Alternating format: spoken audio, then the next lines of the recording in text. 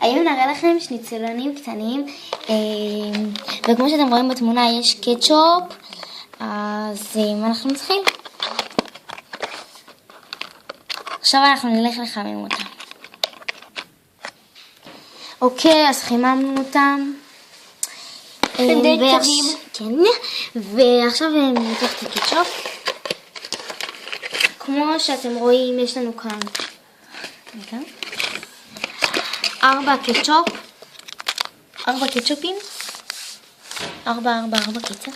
בינתיים נוציא אחד. וואו, יש לנו.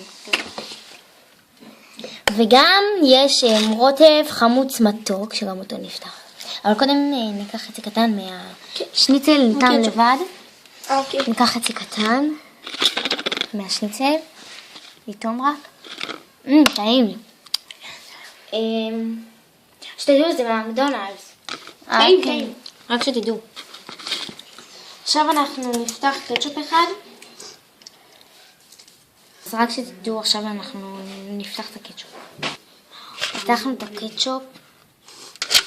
עכשיו אנחנו ניקח עוד חצי. וניתן. זה חצי קטנצ'יק, ממש קטן.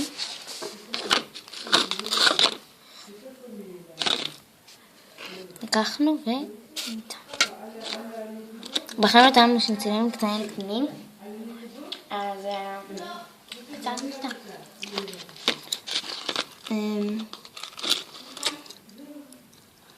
רגע. עכשיו אנחנו גם נפתח את החמוץ. זה מתאים. טוב, נפתח, נתחיל. איך זה נראה ככה וזה מגעיל. זה ישפר! זה נראה מגעיל. אבל עכשיו ניקח חצי קטן. אוי, זה מגעיל אותי. טוב, עכשיו אני תאמת ראשונה. אז לקחנו חצי. זה לא חצי. אוי, זה מגעיל.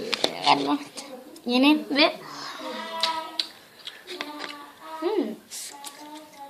קצת טעים. לא טעים. עכשיו, רק שתדעו לכם, קוראים את זה במקדונלדס. זה באולגה, ויש כאלה גם בחדרה, יש כאלה גם בחדרה. וזה טעים.